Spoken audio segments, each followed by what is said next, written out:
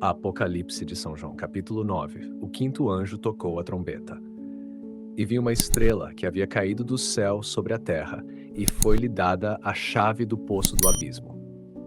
Ela abriu o poço do abismo, e dele subiu uma fumaça como a fumaça de uma grande fornalha, e o sol e o ar escureceram por causa da fumaça que saía do poço.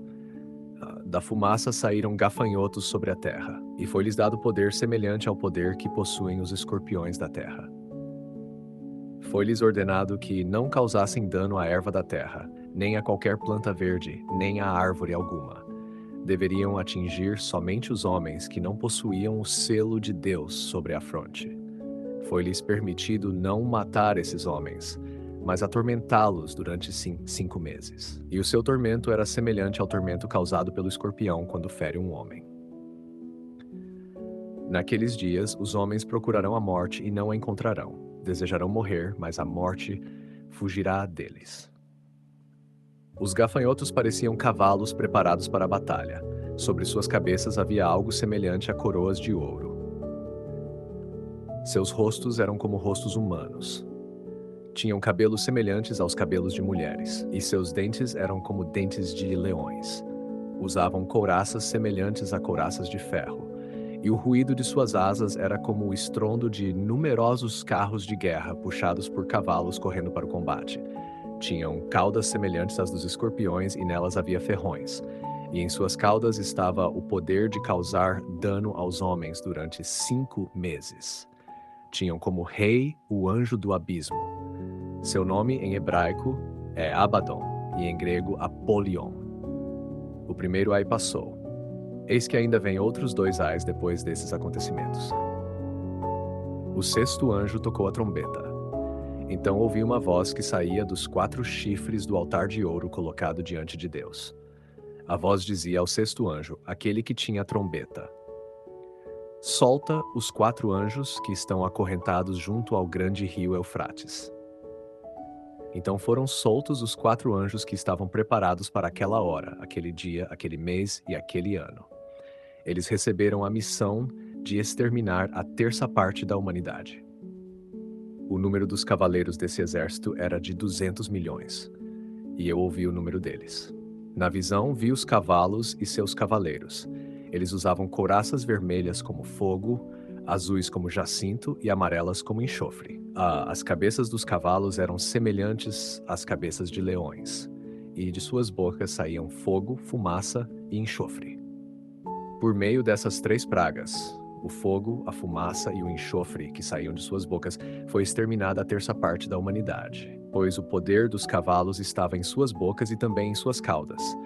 Suas caudas eram semelhantes a serpentes, tinham cabeças e com elas causavam dano. Mas os demais homens, aqueles que não foram mortos por essas pragas, não se arrependeram das obras de suas mãos. Continuaram adorando os demônios e os ídolos de ouro, prata, bronze, pedra e madeira, ídolos que não podem ver, nem ouvir, nem caminhar. Também não se arrependeram de seus homicídios, nem de suas feitiçarias, nem de sua imoralidade, nem de seus roubos. Nota contemplativa. Nesta visão, São João revela que os maiores castigos não são apenas os sofrimentos exteriores, mas a dureza do coração que se recusa a voltar para Deus. Mesmo diante dos sinais do juízo divino, muitos permanecem fechados ao arrependimento. A mensagem é um chamado permanente à conversão, à vigilância espiritual e à fidelidade ao Senhor. Dar comentário patrístico de destaque para o Apocalipse, capítulo 9. Entre os comentários patrísticos mais profundos e influentes sobre este capítulo, destaca-se a interpretação de Santo André de Cesareia. Obra Comentário ao Apocalipse. Escrito entre os séculos VI e VII, este comentário tornou-se uma das principais referências da tradição grega para a interpretação do Apocalipse, sendo amplamente utilizado tanto no Oriente quanto no Ocidente cristão. Sasta o significado da estrela caída e do poço do abismo. Comentando a visão da quinta trombeta, Santo André ensina que a estrela caída do céu representa um poder angélico decaído, identificado com Satanás ou com algum dos espíritos que o seguem. A chave do abismo não significa uma autoridade independente, mas uma permissão concedida pela providência divina para que os homens sejam provados. Segundo ele, open quote, Deus continua soberano mesmo quando permite a ação dos espíritos malignos. O demônio não age por poder próprio, mas apenas dentro dos limites estabelecidos pela justiça divina. Close quote. O poço do abismo simboliza a profundidade da perversidade espiritual e dos enganos demoníacos. O fumo que sobe e obscurece o sol representa a difusão dos erros, as falsas doutrinas, a cegueira espiritual, a perda da luz da verdade. Assim, quando o sol e o ar são obscurecidos, a inteligência humana torna-se incapaz de perceber claramente os caminhos de Deus. Os gafanhotos demoníacos. Santo André vê os gafanhotos não como insetos literais, mas como uma imagem dos espíritos malignos e de seus instrumentos humanos. Eles recebem poder semelhante ao dos escorpiões, porque seduzem primeiro, ferem depois. A picada do escorpião simboliza o veneno do pecado que inicialmente parece pequeno, mas produz dor profunda na alma. O fato de não poderem destruir a vegetação, mas somente os homens sem o selo de Deus, demonstra que os fiéis permanecem sob proteção divina. Aqueles que vivem na graça recebem auxílio especial contra os ataques espirituais. O selo na fronte indica a fé verdadeira, a vida sacramental, a pertença a Cristo. Os 5 meses de tormento. O número 5 não deve ser entendido apenas de forma cronológica. Segundo Santo André, ele simboliza um período limitado. O sofrimento permitido por Deus possui duração determinada. Isso manifesta uma verdade consoladora. Open quote, nenhuma tentação é eterna. Deus estabelece limites ao poder do inimigo. Close quote. Mesmo nos tempos mais sômbrios, a misericórdia divina continua presente. Os homens procuram a morte. Quando São João afirma que os homens desejarão morrer e não encontrarão a morte, Santo André interpreta principalmente em sentido espiritual. Os pecadores experimentarão angústia interior, vazio espiritual, desespero, remorso. Contudo, não conseguirão escapar das consequências de seus pecados. A morte desejada representa a tentativa de fugir do sofrimento moral sem verdadeira conversão. Abaddon e Apollyon. O nome hebraico Abaddon significa destruição. O nome grego Apollyon significa destruidor.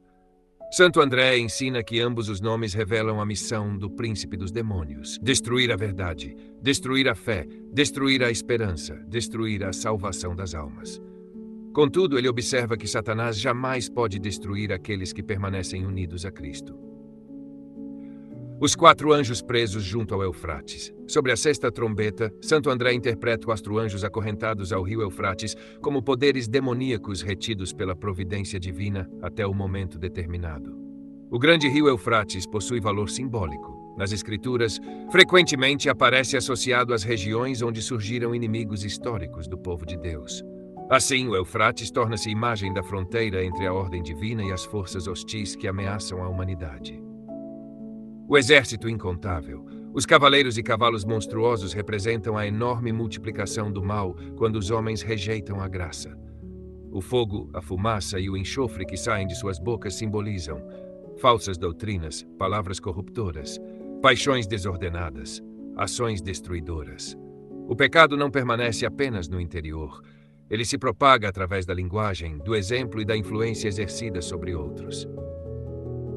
A grande tragédia do capítulo Santo André, o ponto mais doloroso do capítulo, não são os castigos. É o versículo final. Depois de tantas advertências, os homens continuam adorando ídolos, persistem nos homicídios, permanecem na impureza, mantêm seus furtos, recusam a penitência. Aqui está a verdadeira tragédia espiritual. Deus corrige para salvar, mas o coração endurecido pode transformar até mesmo os castigos em ocasião de maior rebeldia. Síntese espiritual patrística. Santo André de Cesareia vê todo o capítulo como uma advertência permanente para a Igreja. Os gafanhotos, os escorpiões, o abismo e os exércitos não devem despertar mera curiosidade sobre acontecimentos futuros.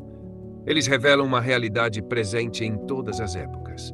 Open quote, a luta entre a graça de Deus e os poderes que procuram afastar o homem da verdade.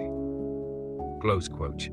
A mensagem central do capítulo é que os ataques do mal são reais, mas permanecem limitados pela providência divina. O maior perigo não é o poder dos demônios, mas a recusa da conversão.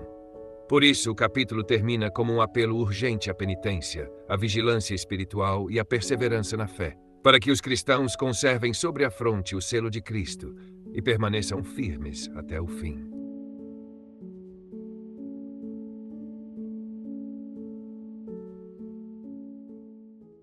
Queridos ouvintes, chegamos ao fim deste audiolivro e quero expressar minha profunda gratidão a todos que permaneceram conosco até aqui. Sua dedicação em acompanhar essa obra é um verdadeiro sinal de busca pela sabedoria e pelo crescimento espiritual. Que o conteúdo ouvido possa nutrir sua alma e fortalecer sua fé. Aproveito para convidá-los a explorar as playlists do canal Caminho Católico, onde vocês encontrarão outros tesouros espirituais. São obras que podem acompanhar e iluminar sua jornada, como Castelo Interior de Santa Teresa de Jesus, Confissões de Santo Agostinho, Palavras Bíblicas com o Evangelho comentado por grandes eclesiásticos, Filoteia de São Francisco de Sales, Tratado da Verdadeira Devoção à Santíssima Virgem de São Luís Maria de Montfort, A Imitação de Cristo de Tomás de Kempis e As Três Idades da Vida Interior do Padre Garrigou Lagrange. Cada uma dessas obras oferece um caminho profundo de reflexão e conversão, e espero que possam encontrar nelas a mesma riqueza espiritual que proporcionaram a tantas gerações. Nosso canal está sempre aberto para quem deseja aprender e crescer na fé. Continue nos acompanhando e compartilhando essa jornada espiritual. Mais uma vez, obrigado por sua presença e que Deus abençoe a todos.